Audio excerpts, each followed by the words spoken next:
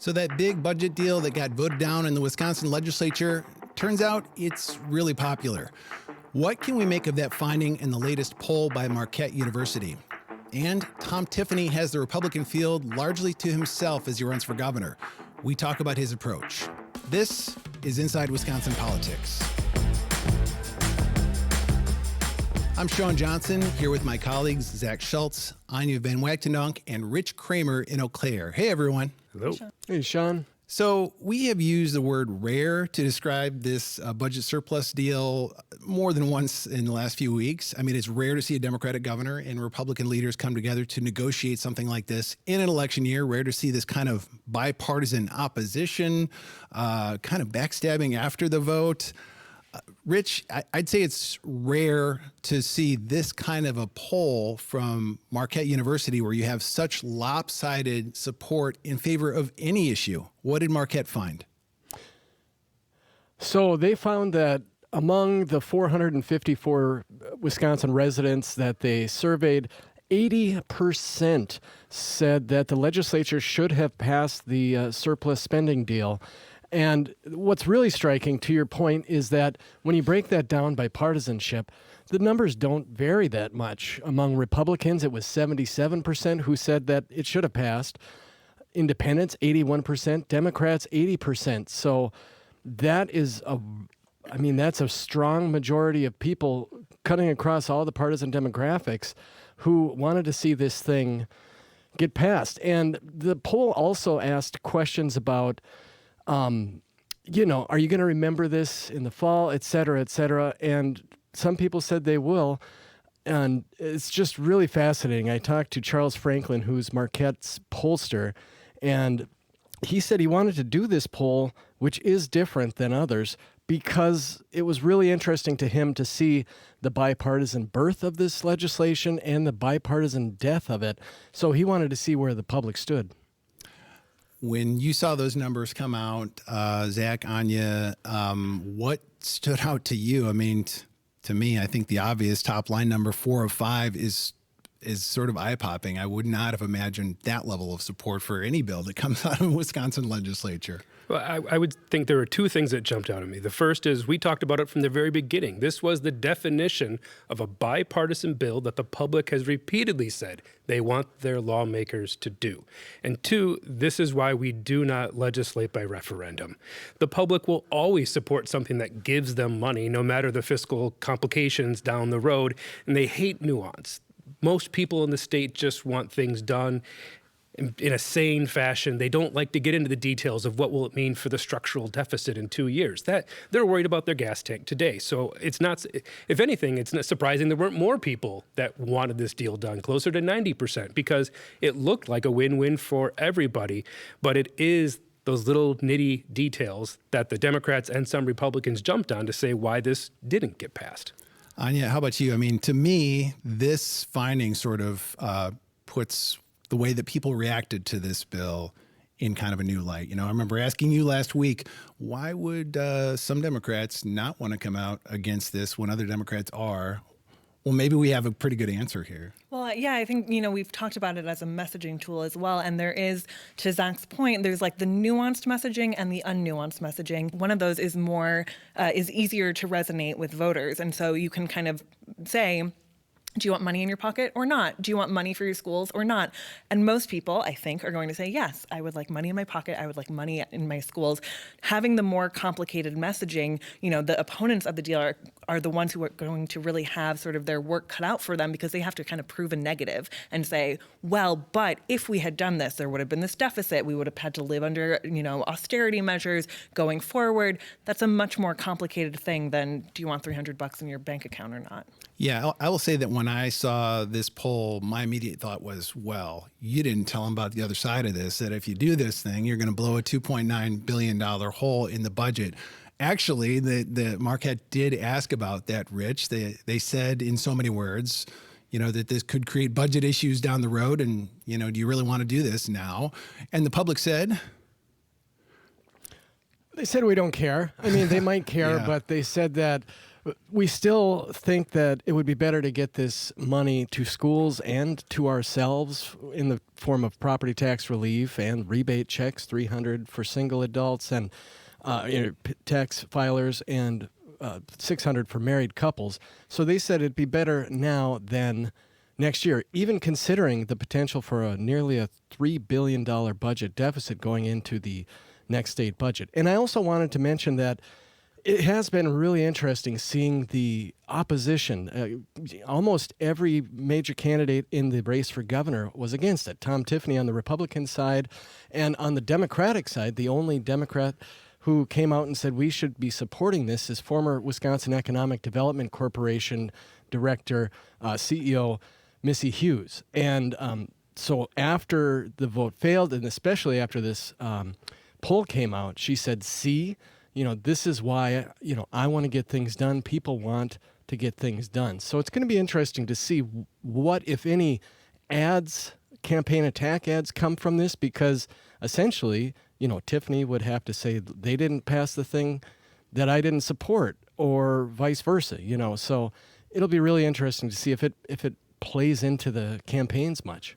I also wonder if this was just another window into an issue that we already know is big, and that is the cost of living. People feel that cost of living, and when you ask them, would you like a little help? Might sound like a little in terms of the state budget and $300. You can say that's not going to solve all their problems, but the answer is a resounding yes when you ask that question. Well, it's the number one issue that people have been talking about for more than a year now. Affordability has been an issue. It was an issue in the 24 presidential campaign.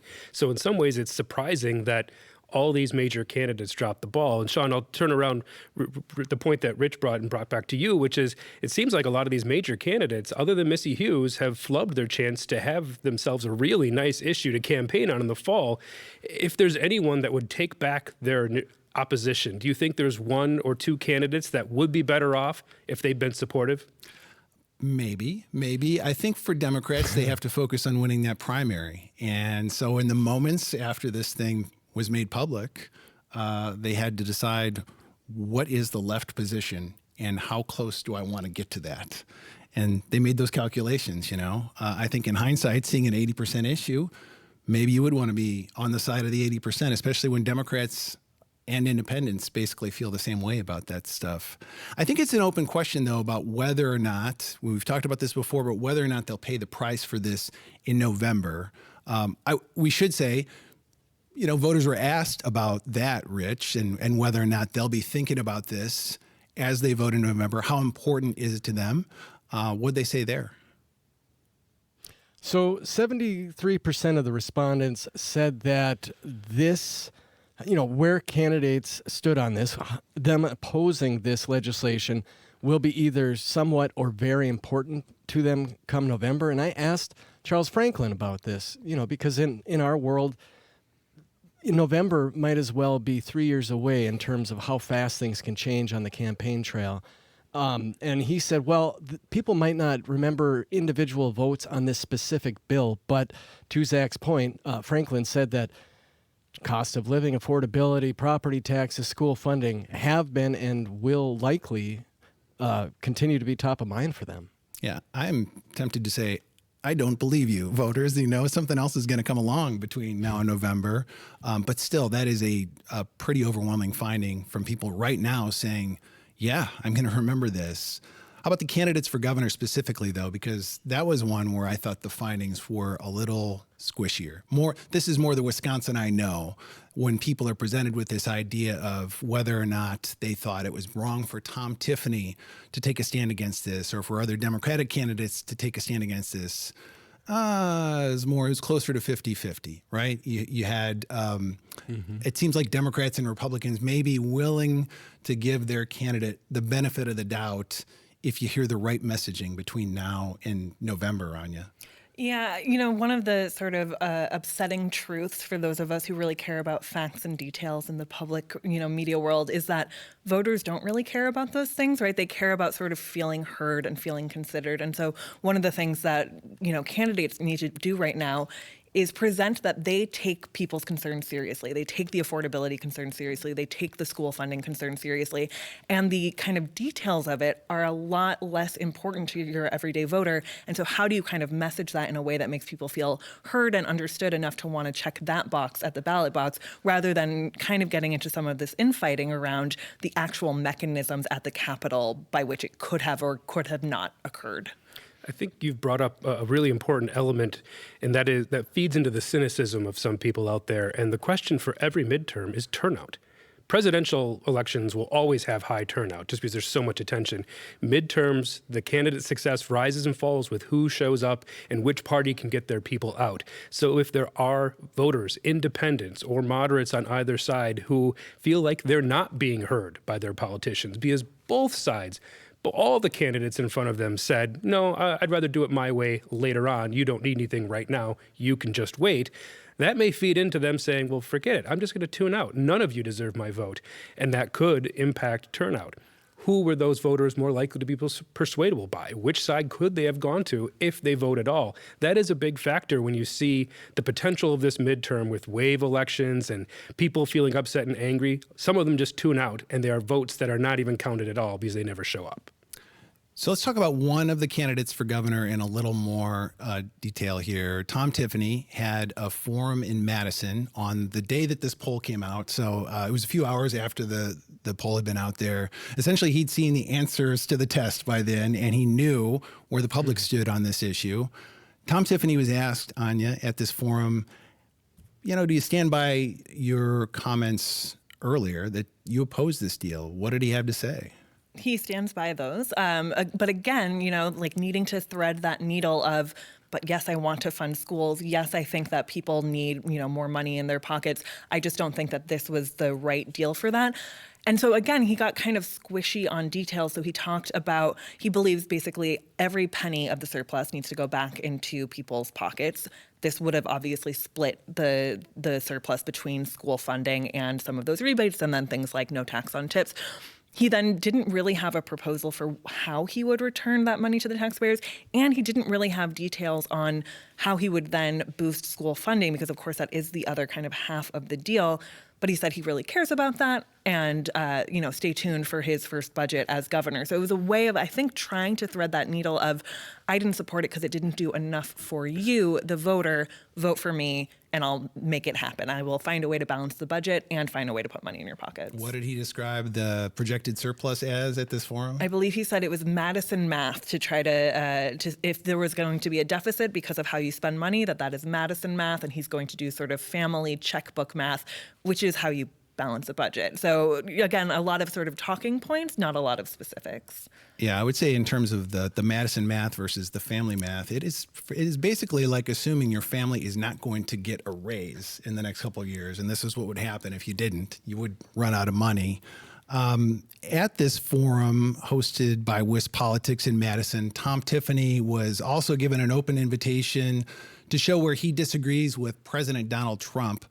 One of those questions was about whether he'd support this $1.8 billion pot of money that Trump's administration has dubbed the Anti-Weaponization Fund.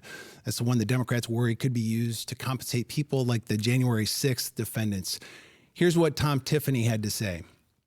So I'm still studying the details in regards to that. I'm asking the administration to give us more as far as how exactly they expect to implement this.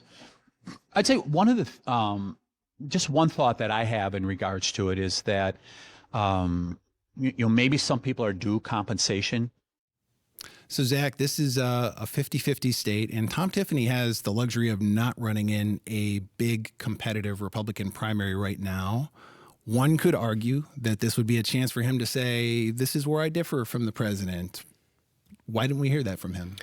Because he really hasn't differed from the president on most issues since the president has come into power and since Tom Tiffany's been in Congress. They've been very closely associated.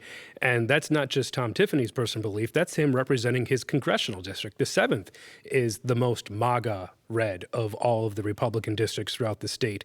So yes, there's a political logic that comes with, well, he doesn't have a Republican primary to worry about, so he already has Trump's endorsement, the party's endorsement, so he can afford to split from Trump. It's not the same as some of these primaries we've seen around the country where everyone's desperately clinging to try and get Trump to give him their blessing so they can win a primary. He's already got that. So I think this clearly shows, and his prior statements on a lot of these similar issues about the 2020 election and election fraud and conspiracies clearly shows this is who he is. And this has been who he is all along in Congress. This really isn't any different from the Tom Tiffany we've been covering for all these years. I think there may be some Republicans who wish it was different because now he's in a more widespread political spotlight and a little higher stakes with the gubernatorial election. But it's not really a change from who he's always been. Rich, we've had the benefit of a few days since that forum, but he covered a lot there in this forum by WisPolitics. What were some people in his own party saying about how that went for him and kind of how he maneuvered around these questions? So through my trolling of social media, trolling? It's research. Trolling is something else. That's right, research. I saw a few conservatives, Republicans, and even one conservative website say this was an unforced error. He shouldn't be talking about 2020. He needs to talk about the future and what he's going to do. And also to the surplus bill and his opposition to that, they said, a lot of people said that was another unforced error. And, you know, there's this race on for every candidate to define themselves before they're defined by the other parties. So some Republicans think that Tiffany needs to do a better job of that. Anya, one thing that stood out to you, I remember when we were talking about what went on at this forum, is you said he basically covered a lot of ground and said very little about the details. Would that be an accurate summation of what you saw? I think that's right. And, you know, to be clear, it's not unusual for a politician in an election year to kind of go broad strokes, big picture, and not necessarily settle on the details. But I think, again, it speaks to this thing that we've been talking about this whole show about how do you kind of land a message without getting caught up in these details. And I wonder to what extent, because he doesn't have to distinguish himself in a primary the way that the Democratic candidates do, whether he just kind of wants to appeal to people who just want a more conservative person in office, people who, you know, for whom his sort of Northwoods background is more appealing, and is maybe relying on a level of infighting from the Democrats. And therefore, he doesn't really need to make a case in that traditional sense. He doesn't need to explain in great detail how he would balance that budget. He can kind of go a little bit on vibes and hope that that'll carry him through November. Maybe at a forum in Madison, he has that luxury. I did check before we recorded today, and he has a couple campaign ads on YouTube, Zach. 7 million views and 4 million views where he talks about basically being a Wisconsin guy and a dam tender. It seems like that may reach more people. And that is his background. He started out running a small business. He's tended the dam, and that's what he's going to run on, is that folksy Northwoods attitude widespread. The inside Wisconsin politics, that's the Madison math he's not worried about. Well, that's all the time we have for today. Thanks for joining us. This has been Inside Wisconsin Politics. Be sure to follow us on pbswisconsin.org, WPR.org, YouTube, or wherever you get your podcasts.